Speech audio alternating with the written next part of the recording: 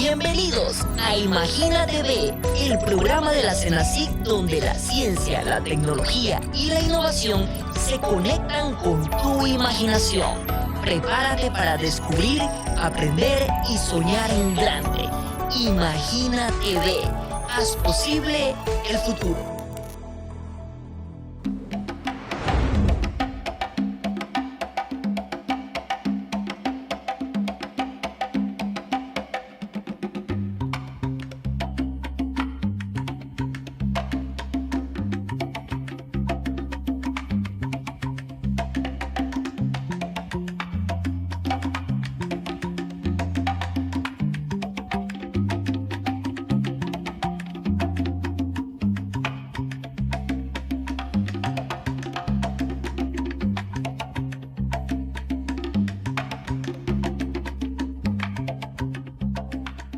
Sean todos bienvenidos a Imagina TV, el programa de ciencia, tecnología e innovación de la CENACIT. En este episodio hemos preparado un especial del Mes de la Patria, ya que Panamá se encuentra conmemorando 122 años de vida republicana. En el segmento El Podcast conocerás las historias de científicos e innovadores panameños que nos motivan a construir un mejor futuro. Con Cine Científico tendrás recomendaciones de películas y series donde la ciencia es la protagonista. En nuestros especiales verás cómo la ciencia está transformando el futuro a través de investigaciones, emprendimientos e innovaciones realizadas en Panamá o por talento panameño que busca mejorar nuestra nación. Además, no te pierdas el datazo con curiosidades que amplían tu conocimiento. Y en Yo Soy CENACIT conocerás a los rostros que hacen posible nuestra nación. Acompáñanos en este viaje de conocimiento. Un 1 de noviembre de 1903, mientras el movimiento separatista trabajaba en la clandestinidad, Manuel E. Amador dibujó en secreto el diseño de nuestro emblema. La noche del 2 de noviembre de 1903, con sigilo y nerviosismo, María Osa de Amador, esposa de Manuel Amador Guerrero, y su cuñada, Angélica de Osa, confeccionaron la bandera. Compraron las telas y entre puntadas dieron vida al símbolo de nuestra soberanía, un diseño que representaba el anhelo de unidad de los panameños, divididos entre el Partido Liberal, simbolizado por el rojo, y el Partido Conservador por el azul. Unas estrellas y un lienzo blanco que representan la paz que tanto se busca. La bandera panameña fue bautizada en una solemne ceremonia en diciembre de 1903, donde se juró lealtad a la nueva patria. La bandera nacional es un símbolo sagrado, cargado de la historia, de los valores y el compromiso de todo un pueblo. Cada 4 de noviembre, Día de los Símbolos Patrios, recordamos el valor de quienes la crearon y honramos su legado. La CENACIT felicita a Panamá en el Mes de la Patria. Sean bienvenidos a Imagina TV, un proyecto de la CENACIT para fortalecer, impulsar y promover la ciencia, la tecnología y la innovación en Panamá. En Imagina TV conocerás a científicos, becarios y centros de investigación en nuestro país. Si te gusta la naturaleza, los robots, las tecnologías avanzadas y quieres conocer lo último en salud, no te pierdas los reportajes, noticias y documentales elaborados por el equipo de comunicación de la CENACIT. Gracias por acompañarnos y recuerda que la ciencia está en todo. Esto es el datazo de la semana. Desde Panamá para el mundo, el doctor Guillermo Amer ha llevado la ciencia panameña a otro nivel. Es investigador, director y fundador del Instituto de Ingeniería Regenerativa Query Simpson en Estados Unidos. Nacido y criado en Panamá, estudió en el Instituto Panamericano y continuó su formación en la Universidad de Texas y en el prestigioso MIT, donde obtuvo su doctorado en Ingeniería Química. Su pasión por unir la ingeniería, la biología y la medicina lo llevó a desarrollar un campo innovador, la ingeniería regenerativa, una disciplina que busca ayudar al cuerpo humano a repararse a sí mismo, regenerando tejidos y órganos sin depender de materiales artificiales permanentes. Junto a su equipo de investigadores, el Dr. Amer ha desarrollado nuevos biomateriales a base de citrato, una molécula natural presente en nuestro cuerpo y en los alimentos. Estos materiales son antioxidantes y evitan la inflamación, ayudando a regenerar vasos sanguíneos, piel, hueso, ligamentos y más. Su trabajo ha generado más de 75 patentes en 9 países, más de 350 publicaciones científicas, un verdadero orgullo panameño que demuestra cómo la ciencia y la innovación pueden transformar la salud y el futuro del mundo. El doctor Guillermo Amer nos recuerda que la ciencia y la tecnología son la clave para impulsar el desarrollo de nuestro planeta. Y con este datazo abrimos paso a la entrevista del doctor Guillermo Amer.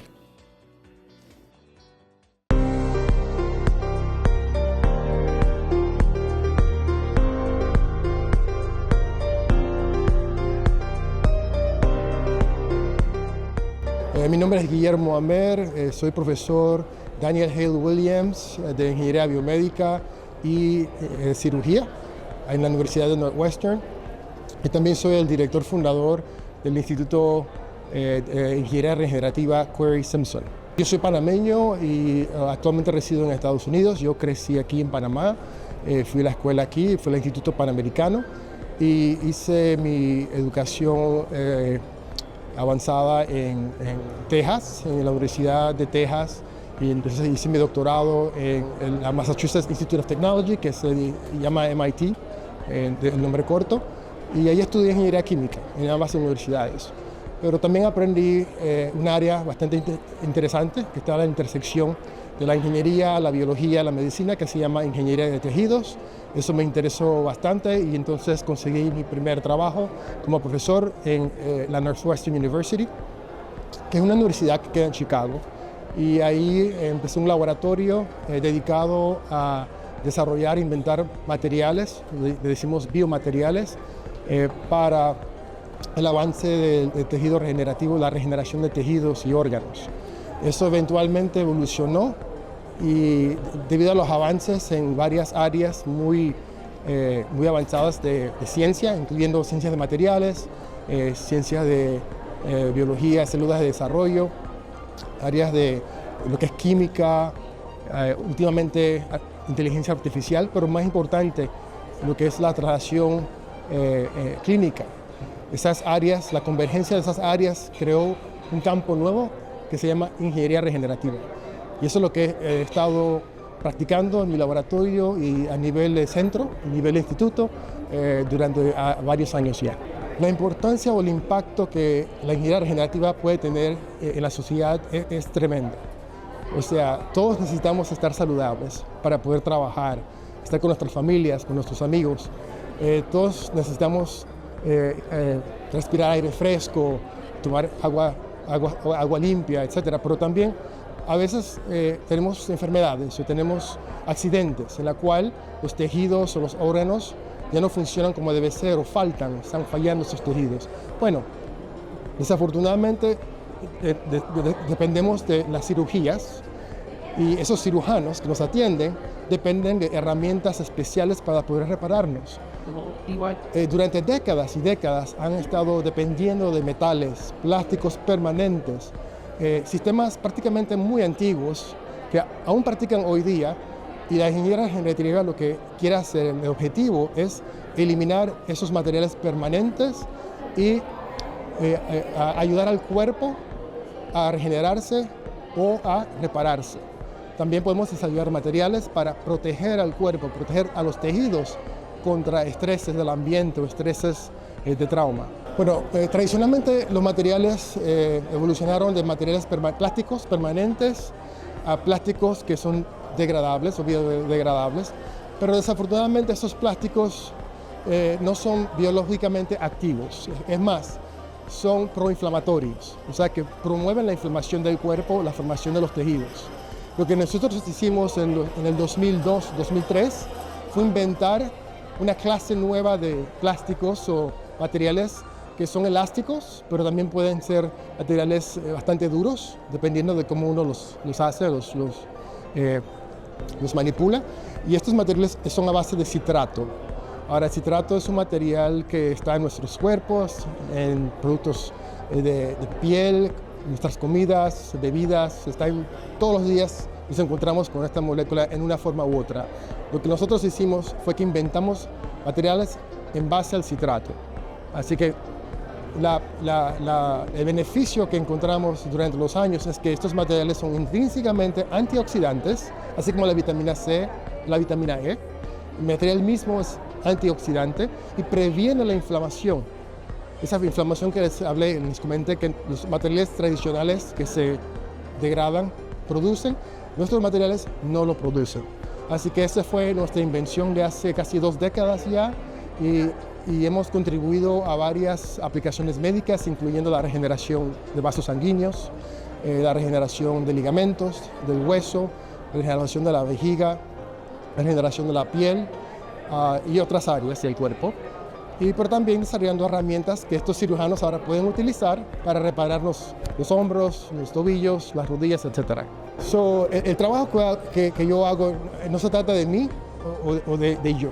Es un trabajo en conjunto que se hace con un grupo de gente, un equipo de estudiantes, gente que tiene posgrado, gente que está estudiando su doctorado en medicina, gente que está consiguiendo su residencia, etc. Y es un grupo bastante diverso en cuanto a la experiencia que ellos tienen. Tenemos ingenieros biomédicos, ingenieros químicos, biólogos, ingenieros de materiales. Y la idea es que ellos trabajan juntos, cada uno trayendo su perspectiva al problema. Y el producto ha sido patentes que protegen la invención, así la invención se puede desarrollar comercialmente. Tenemos más de 75 patentes en 9 países. Tenemos más de 350 publicaciones en revistas científicas en la cual se describe nuestros resultados en estos varios problemas médicos. Y también tenemos, obviamente, hemos sido reconocidos con honores de diferentes tipos a varios niveles, desde los estudiantes hasta mi nivel de profesor. Para mí, lo más excitante, lo más emocionante es ver a mis estudiantes tener carreras espectaculares. Mis estudiantes se han graduado, han sido profesores en varias universidades en diferentes países, en Europa, en China. Han sido médicos, cirujanos plásticos, ortopedas. Les ha ido bastante bien, muy bien a ellos, y eso es lo que a mí me ha impactado bastante. Y me gustaría que sí ese impacto a mis estudiantes y marcando el paso a la generación futura para seguir estas áreas de investigación. El podcast.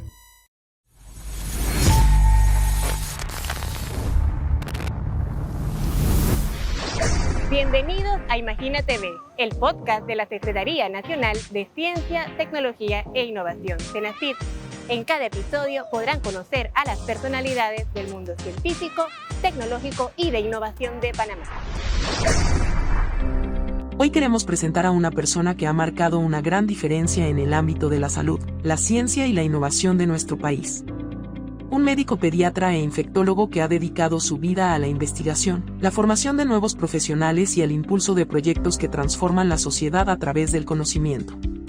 Su liderazgo ha sido clave en el fortalecimiento de la ciencia y la tecnología nacional.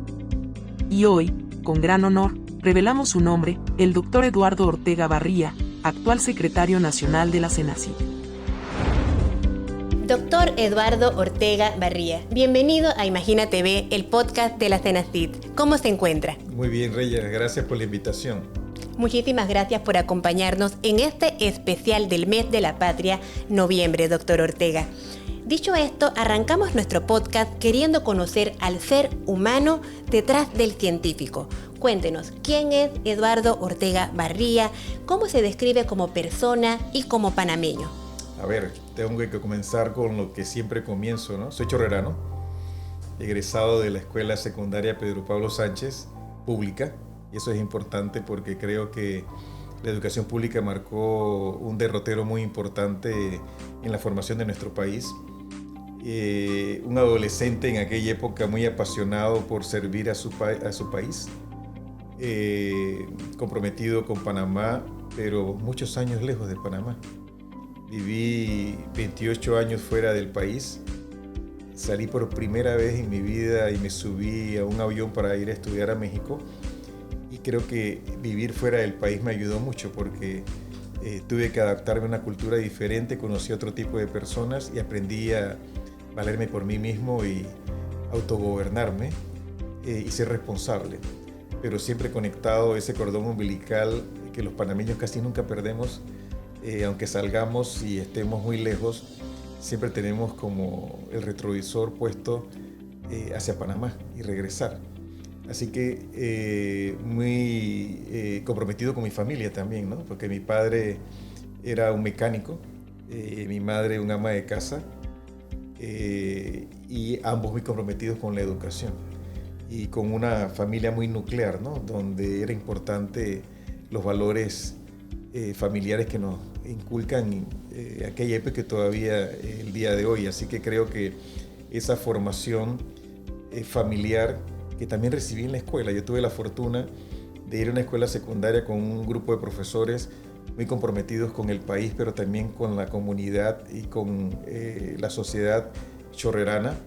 Y ellos me inculcaron mucho la responsabilidad de estudiar, ser responsable, pero ser socialmente comprometido. Y tuve la fortuna también de ir a la escuela con un grupo de jóvenes muy comprometidos con la chorrera y muy comprometidos con el estudio, muy inquieto. Tengo que reconocer que mi adolescencia fue una adolescencia bastante inquieta, pero todos en un pueblo como La Chorrera nos organizábamos para tener un club social, hacer labores en la comunidad, ir a la feria de La Chorrera, pero siempre como muy comprometidos. Así que creo que soy producto de lo que se vivía en aquella época, en lo que sería lo que creo que los capitalinos alguna vez decían de aquel lado del Puente de las Américas. Correcto. Dicho esto, doctor Ortega, ¿qué lo motivó a estudiar medicina y adentrarse al mundo de la investigación en salud? Yo creo que en parte esto viene desde la casa, ¿no? Mi madre, que nos tuvo muy jóvenes y que no tuvo oportunidad de finalizar su escuela secundaria, siempre tuvo la aspiración de que nosotros somos tres. Yo soy el hijo del medio. Mi hermana mayor siempre fue muy distinguida en sus estudios.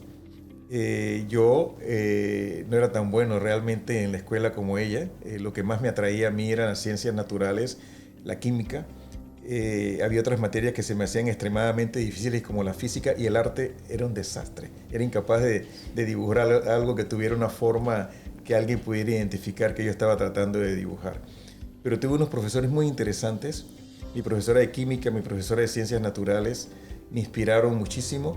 Y bueno, cuando tú vives en un área suburbana, rural, y tienes contacto con la naturaleza, y sales y esa naturaleza te cautiva e intentas entenderla, entonces comienzas como a familiarizarte e interesarte en entenderla, ¿no? Y creo que nace en parte de mi hogar, en parte de los profesores de la escuela, el laboratorio de química, las ferias que son importantes, de ciencias, que realizábamos las competencias entre las escuelas. Eso me fue motivando un poco, ¿no? Inquieto que era, estaba indeciso en algún momento entre química y medicina, pero yo creo que la parte médica me acercaba mucho a esa parte humana que la química probablemente no tenía, y creo que me fui inclinando por esa parte médica. Salí a estudiar a México y estuve 11 años en México, y te soy sincero, responsable como era por la necesidad de cumplir el compromiso personal y familiar, me gradué con muy buenas calificaciones, pero me enamoré de la medicina cuando me gradué. Cuando yo me gradué y tuve mi primer contacto con los pacientes que te visitaban, ya sea en el consultorio, haciendo mi internado en México, y descubrí el poder que tiene la medicina, la habilidad de curar personas, la satisfacción de ayudar a las personas, y fue cuando yo me di cuenta que había escogido la carrera adecuada. Y entonces decidí realmente seguir formándome. Regreso a Panamá, estuve en Colón haciendo mi internado parcialmente, después en el complejo, pero me enamoré de Changuinola en mi segundo año de internado, ¿no? Voy a la región de Changuinola y estuve 9 meses en la isla de Bocas del Toro, y esa mezcla cultural que tiene Bocas del Toro, afropanameña, hispana y también indígena, me encantó. Ahí ver a los pueblos indígenas, ver a las personas que cultivan el banano, interaccionar con personas que no entienden tu lenguaje, ver la desnutrición, un poco la pobreza. Descubrí que me encantaba la pediatría, ¿no? Que yo quería ser pediatra, pero además quería estudiar cómo el trópico y las enfermedades tropicales afectan a las poblaciones que viven en nuestro país. Qué interesante esto que nos comparte, doctor Ortega. En este caminar, ¿tiene alguna vivencia que haya podido, una vivencia en particular que le haya impactado en su vida universitaria, por ejemplo, o en su vida haciendo su internado como médico? ¿Alguna experiencia que nos quiera compartir? Hay muchas, ¿no?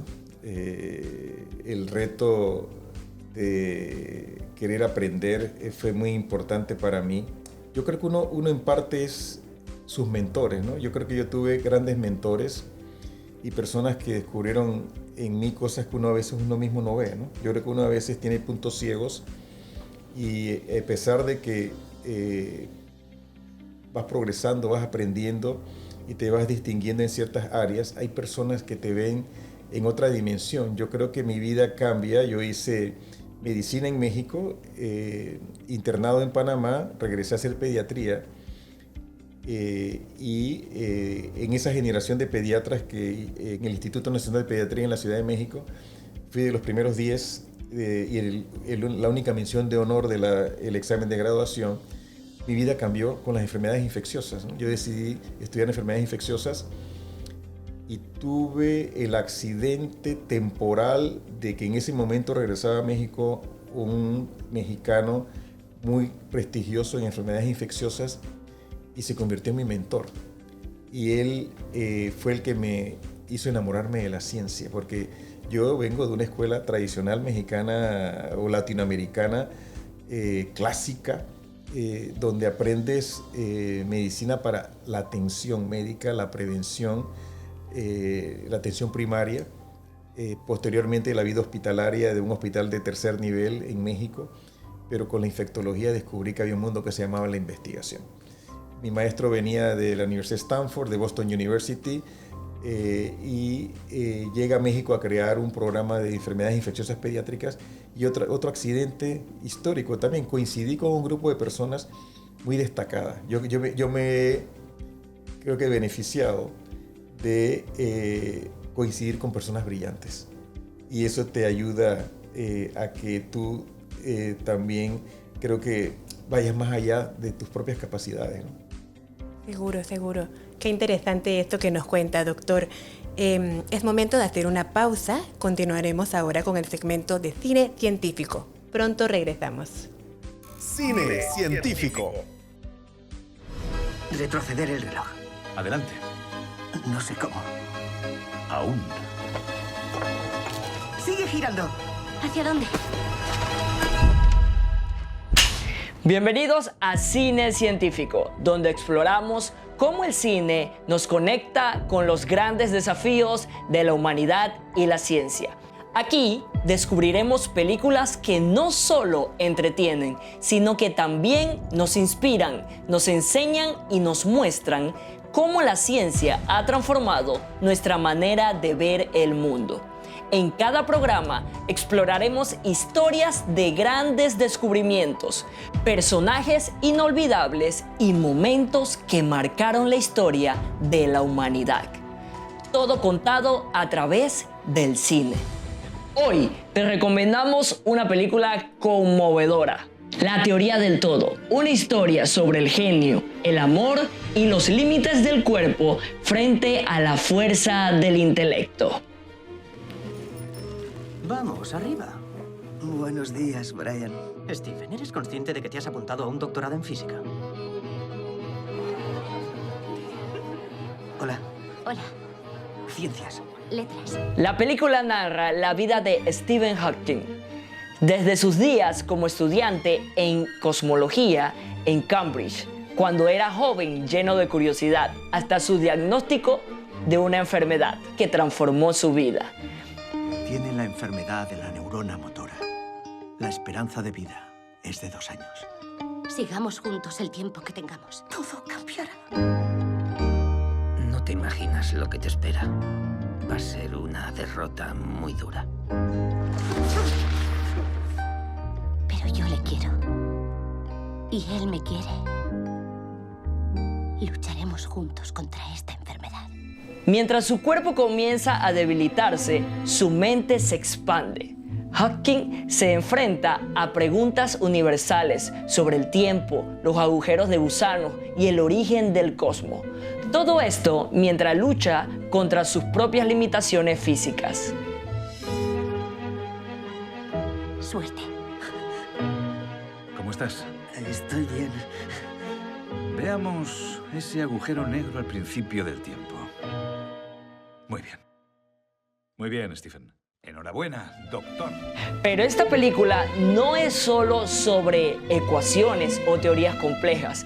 Es sobre la fuerza de las relaciones humanas, los sacrificios compartidos y cómo el apoyo emocional puede marcar la diferencia entre rendirse o seguir adelante.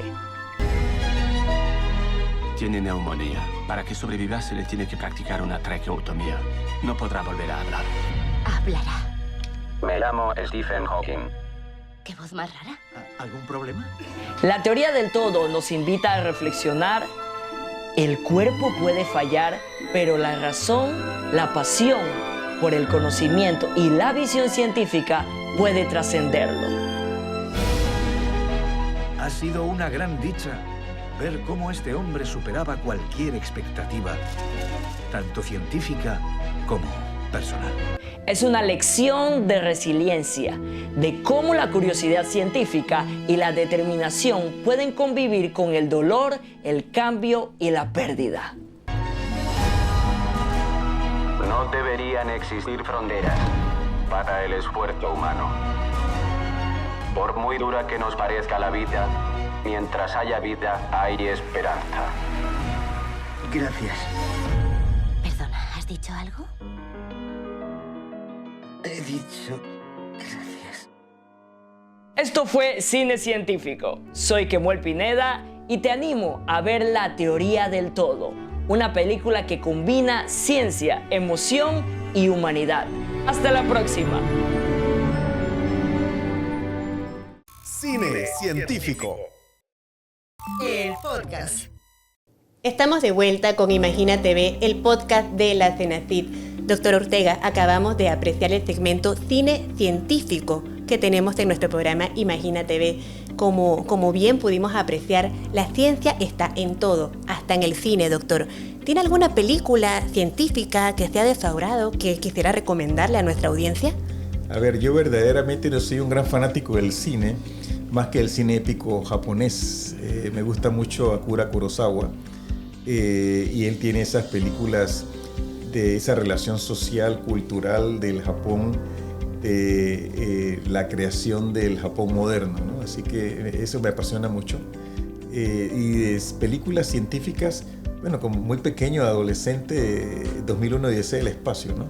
Que te daba como una visión también de una predicción de lo que esperábamos que iba a pasar en el futuro, pero eso fue hace muchos años. Esa película no estoy seguro que esté disponible ya para verla ni siquiera en YouTube, pero es una película muy interesante. Claro que sí, doctor. Excelente recomendación que nos ha hecho. Seguimos ahora conversando con usted acerca de su trayectoria como científico en salud. Doctor Ortega, queremos compartir que usted ha tenido aproximadamente 35 años ejerciendo como médico e investigador clínico. Sí. También es autor de más de 100 artículos científicos, cuenta con 38 capítulos de libros de parasitología, pediatría y enfermedades infecciosas y además es coinventor de 3 patentes en parasitología. Durante la pandemia, lo pudimos apreciar en la televisión, pues usted fue miembro del comité asesor de la COVID-19. Sí. Cuéntenos un poco sobre su camino como investigador en salud. Casi un accidente, como yo mencionaba, ¿no? Yo iba a hacer infectología pediátrica Coincido con mi maestro, mi mentor en México. Él me inspira para hacer investigación, yo nunca lo había hecho, me enamoro de la investigación. Yo creo que la investigación es como un estilo de vida, es como una cultura. Parasitología fue el campo que escogí en ese momento con él y comienzo a hacer mis primeros experimentos en el Hospital Infantil de México. En ese momento ya había cambiado de 3 años en el Instituto Nacional de Pediatría al Hospital Infantil de México. Y coincido con un grupo de personas brillantes, mexicanos, la mayoría de ellos, pero también de Colombia y de Panamá, y comenzamos a investigar en diferentes campos. Cada uno escogió un organismo diferente: inmunología, entamoeba histolítica, que es el parásito que causa la mebiasis, y comenzamos a estudiar formalmente. Fuimos a la universidad, la UNAM, me da una beca en ese momento para hacer una maestría en investigación clínica, tomo cursos en el Politécnico de la Ciudad de México también, epidemiología, estadística, y comienzo a formarme como investigador tanto en el aula como en el laboratorio, y comienzo a progresar. Experimentos muy difíciles, muchos fallan, así que me toca rehacer algunos de esos proyectos. Y ya avanzado en las enfermedades infecciosas pediátricas, mi mentor se regresa a Boston, va a Harvard University, y en ese momento me hacen una oferta para quedarme en México en una institución, y yo estaba indeciso de qué hacer en ese momento. Y él me contacta desde Boston y me dice que antes de tomar una decisión de si me regreso a Panamá o me quedo en la Ciudad de México, que yo debería considerar hacer una pasantía en Boston. Viniendo de la escuela secundaria Pedro Pablo Sánchez, yo no hablaba inglés. El inglés que yo conocía era lo suficientemente bueno para leer artículos de investigación en inglés, y bueno, acompañado de un diccionario que me permitía traducir los artículos escritos en inglés, porque la ciencia se escribe en inglés. Y en ese momento yo tenía $500 en el bolsillo. Mi maestro me manda el pasaje para irme a Boston durante un mes. Mi esposa, que es científica y que verdaderamente es mi compañera de toda la vida y mi asesora,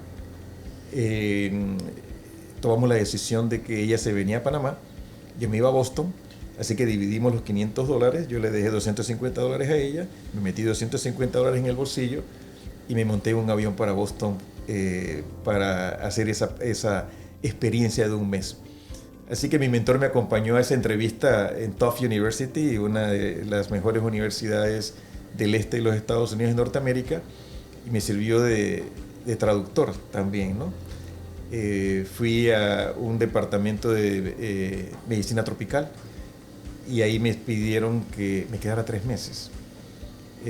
Así que yo decidí quedarme 3 meses en Boston con los $250 que tenía. Pero eso resultó en que tenía una habilidad para hacer experimentos y analizarlos que me ofrecieron quedarme. Y el mes originalmente se convirtió en 11 años. Así que me quedé 6 años en Boston. A los 2 años de estar en Boston, con el inglés machacado que tenía, me dieron el premio al investigador joven del año de la Sociedad de Enfermedades Infecciosas de Massachusetts, entre todas las universidades del estado de Massachusetts.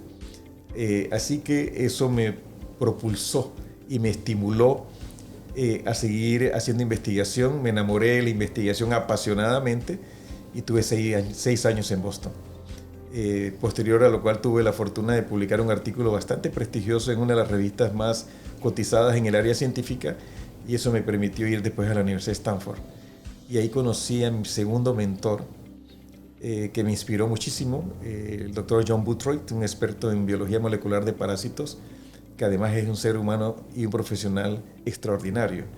Y ahí estuve 5 años en Stanford. Y finalmente pude regresar a Panamá. Pero me formé, yo diría que cuando yo interpreto mi carrera, estudiante de medicina, pediatra, infectólogo, investigación básica, me tocó venir a Panamá y tropicalizarme, ¿no? Y eso ha marcado mi carrera como investigador. Posteriormente comencé a trabajar en investigación clínica para el desarrollo de vacunas, aproximadamente en 1999, así que tengo en vacunas trabajando bastantes años. y eso marcó un poco mi carrera de investigador. Ahora soy gestor de la ciencia, ya no hago investigación, pero creo que es una parte de mi vida que creo que es más productiva porque usted mencionó, tengo artículos, libros, patentes, y eso engorda el currículum de una persona y de alguna manera te hace sentir que has hecho algo importante, pero más importante que lo que estoy haciendo ahora no, porque ahora gestiono ciencia, ahora ayudo a formar capital humano, ahora identificamos áreas de desarrollo en el país y eso lo considero más valioso en este momento. Qué interesante, doctor Ortega, esta historia que nos ha compartido. Usted se ha podido diversificar y ver la ciencia desde diferentes puntos de vista. Doctor, ¿qué tan común es esto de hacer investigación clínica siendo médico en nuestros países de América Latina?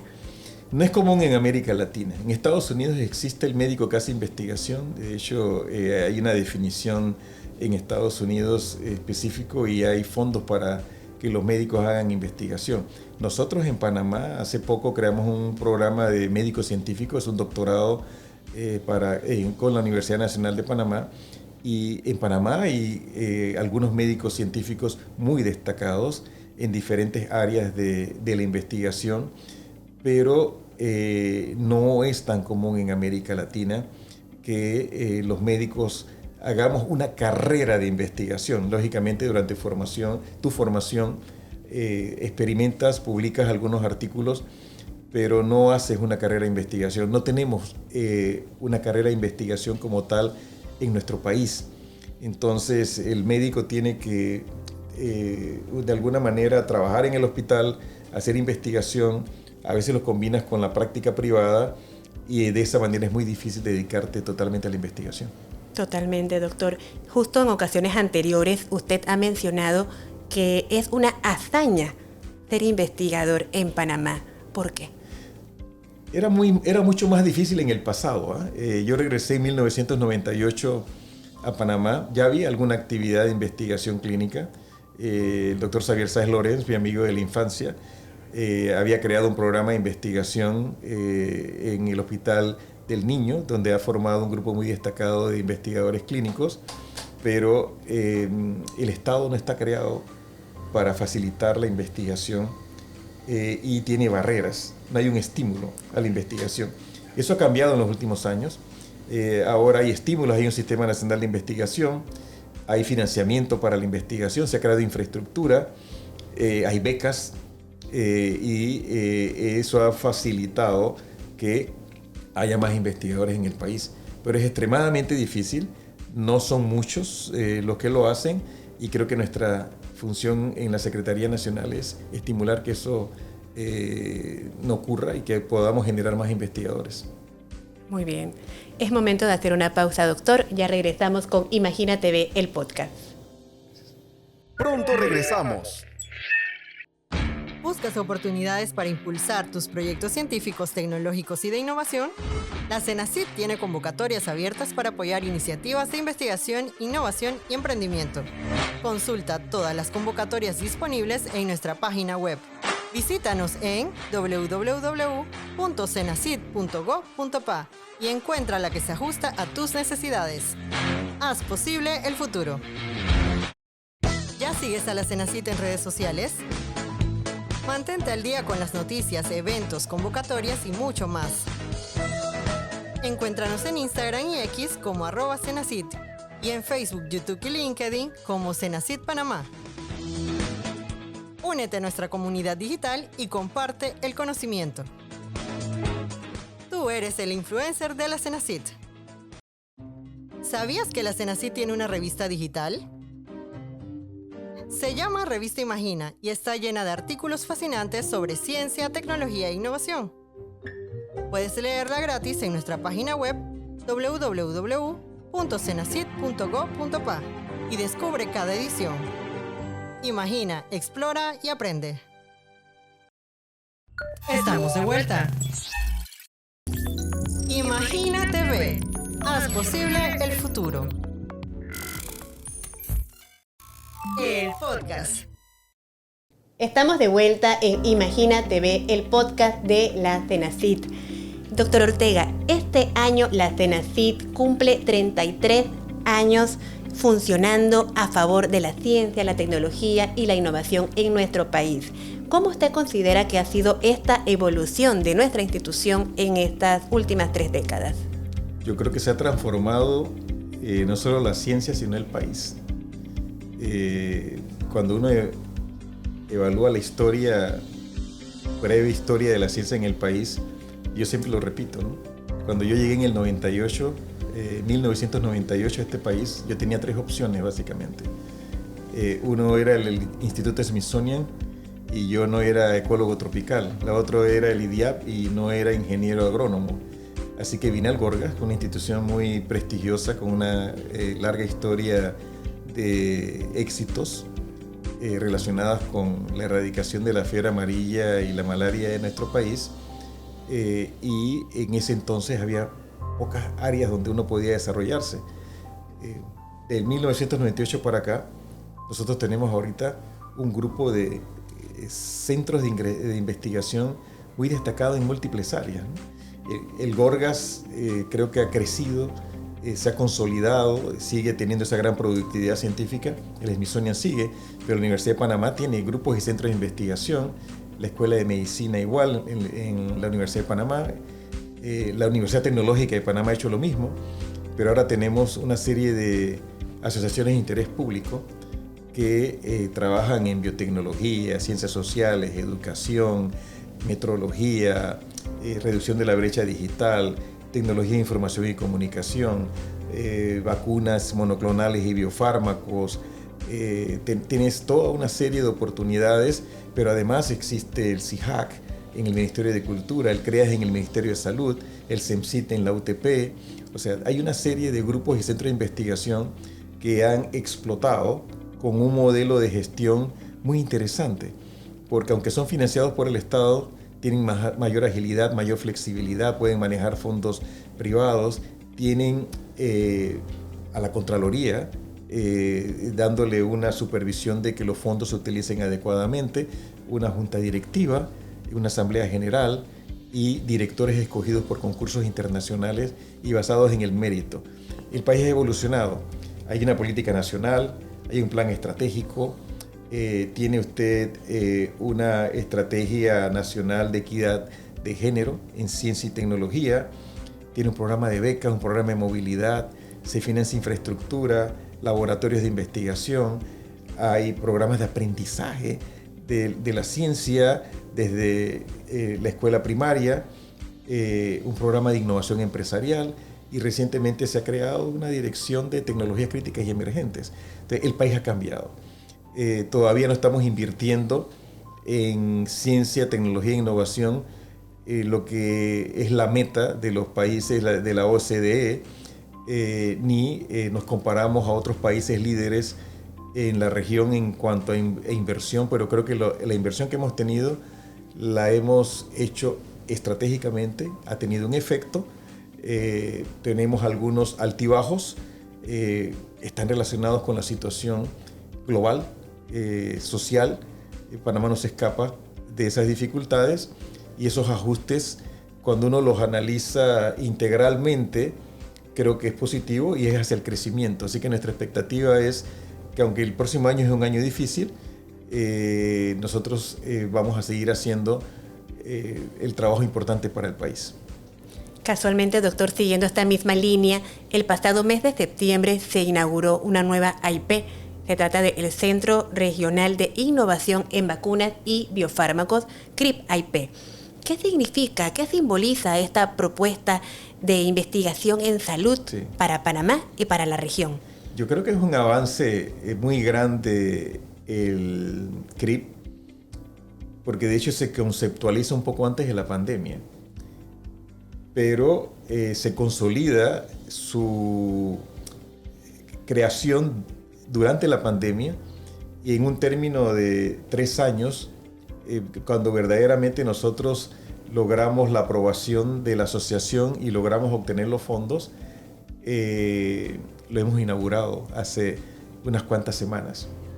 Es un centro que es estado del arte desde el punto de vista de infraestructura y equipamiento. tiene recursos humanos panameños. Tenemos 2 investigadoras panameñas y un investigador panameño.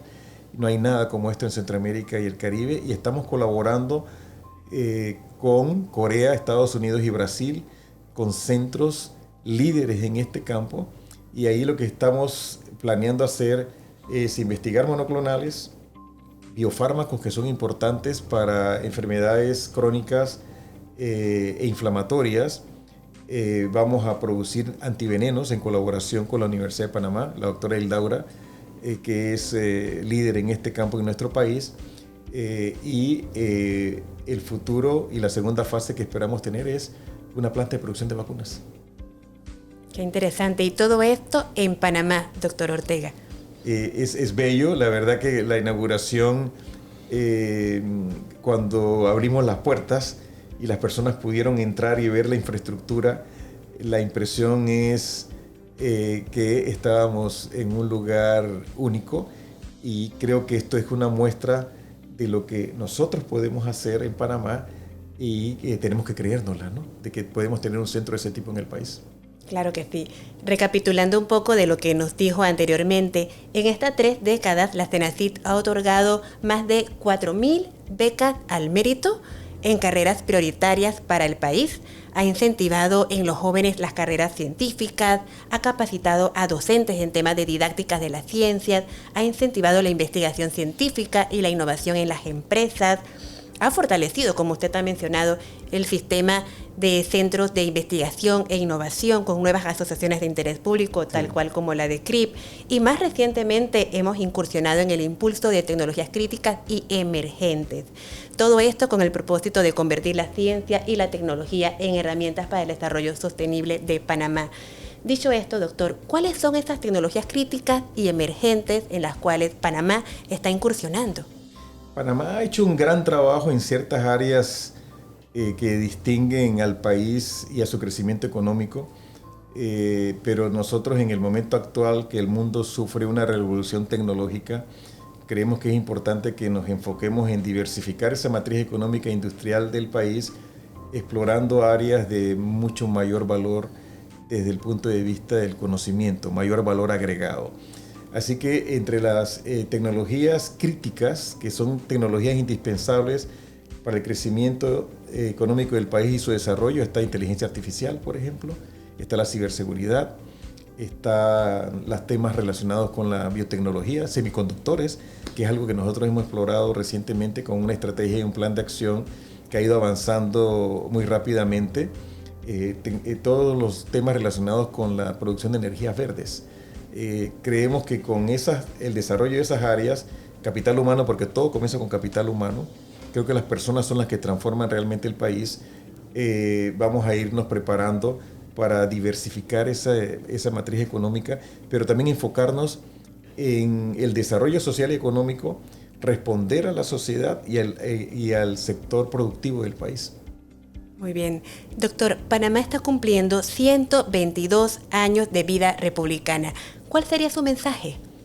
Que haciendo patria y haciendo ciencia, nosotros podemos ayudar a desarrollar este país, disminuir las inequidades que nos caracterizan en el momento actual, y que el conocimiento sea la herramienta que nos ayude a nosotros a tomar decisiones que cambien al país.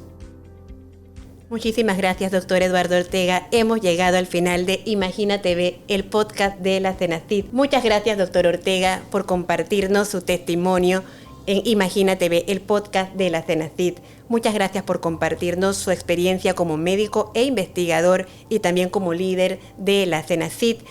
Su mensaje nos lleva a entender que podemos vivir en un mundo más sostenible de la mano de la ciencia, la tecnología y la innovación. Especiales. Mi nombre es Samuel Robles, soy investigador permanente de CIHAC IP, soy musicólogo, trabajo con sobre todo la historia de la música en Panamá. Ahorita estoy trabajando un tema que me apasiona bastante, que es el origen de las dianas, ¿no? Ese toque que nosotros hacemos en las fiestas patrias, sobre todo para anunciar que el día ha comenzado. Siempre lo que se creyó es que esto nosotros lo hacíamos porque en España lo hacían, y lógicamente como nosotros habíamos sido colonia española, esto era como que una especie de remanente, de vestigio que nosotros teníamos de las prácticas que hacía el ejército español cuando estaba aquí. Hay varias cosas que una vez que uno comienza a investigar uno se da cuenta que no encajan del todo dentro de ese esquema. Entonces, la primera pregunta que surge con este proyecto es ¿por qué en Panamá nosotros aprendimos oralmente un toque militar que era del ejército francés, no del ejército español? Hubo un gobernante colombiano importante en este proceso, que es Tomás Cipriano de Mosquera, que él pues tenía una afinidad, aparte de lo que estoy diciendo, muy cercana con Francia y con el ejército francés. Entonces él es responsable por traer a Colombia una serie de usos militares que venía practicando el ejército en, digamos, la estela de las guerras napoleónicas, cuando el ejército de Francia crece de una manera impresionante y básicamente pues toman control de toda Europa. Lo que sucede a mediados del siglo, desde más o menos 1845, es que se adopta en la legislación colombiana la forma de organizar la milicia, organizar el ejército, organizar la caballería, las distintas divisiones de las Fuerzas Armadas, como lo hacía Francia.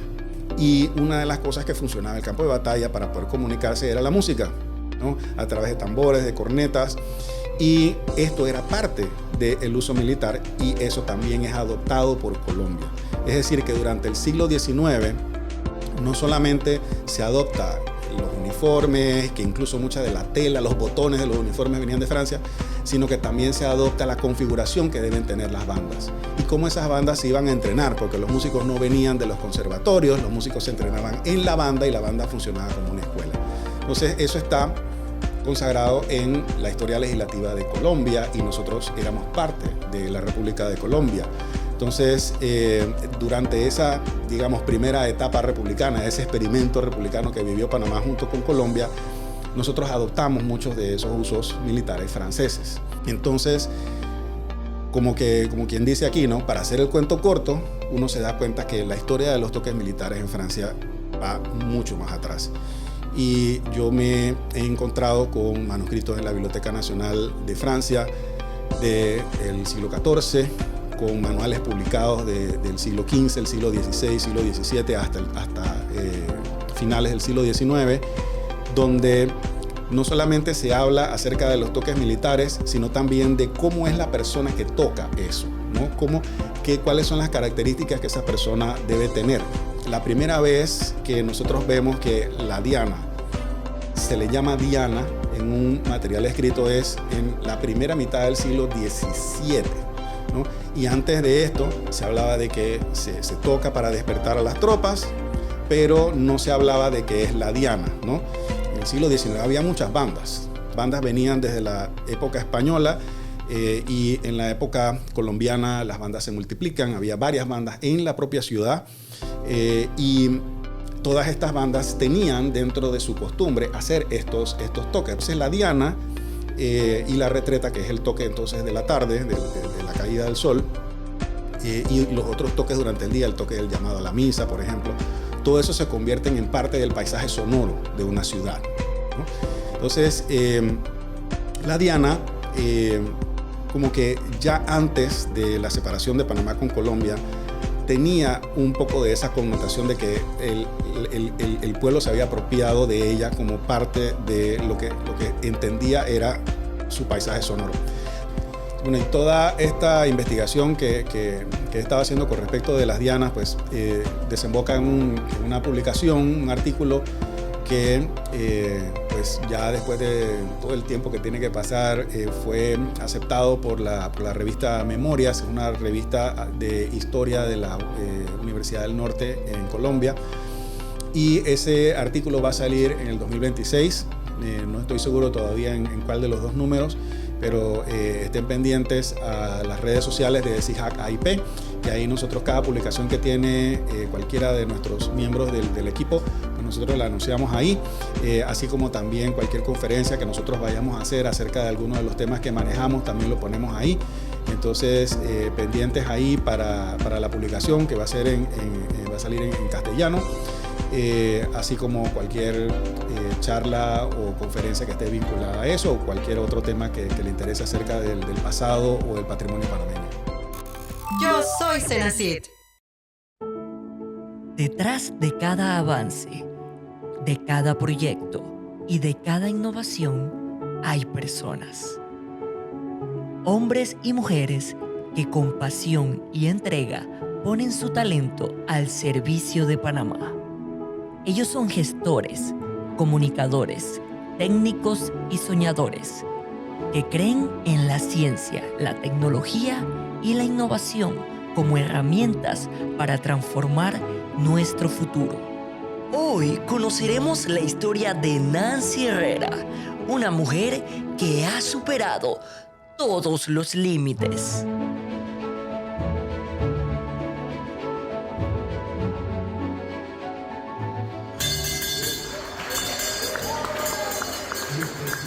Desde el año pasado estuve en tratamiento para el tema de cáncer de mama, donde me sometieron a 6 quimioterapias y este año estuve en proceso de 20 radioterapias. Hoy aquí en el Hospital de Cancerología de la Ciudad de la Salud me encuentro en mi última radio, la número 20. El consejo para todas mis compañeras es que se hagan su examen rutinario todos los años, si es preciso, cada 6 meses, de mama, su PAD ginecológico y sobre todo su atención médica. Llevar esta consecutiva visita al médico nos puede evitar muchas complicaciones en futuro. Por lo menos yo, que siempre estuve atenta a mis exámenes de mama, gracias a Dios pudieron visualizar que era una etapa temprana y con eso pues he logrado mis diferentes fases de tratamiento, en la cual termino una aquí.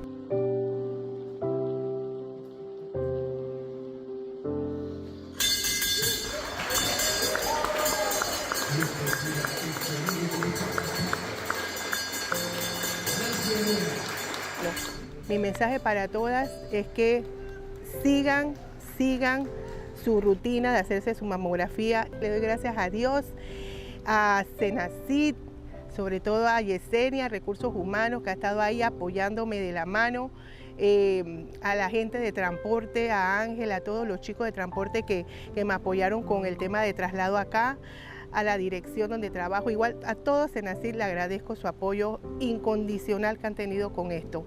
A mi madre, sobre todo, a mis hijos, a mi familia, le agradezco un montón su apoyo, un montón. Hoy celebramos sus historias, sus sueños y su esfuerzo.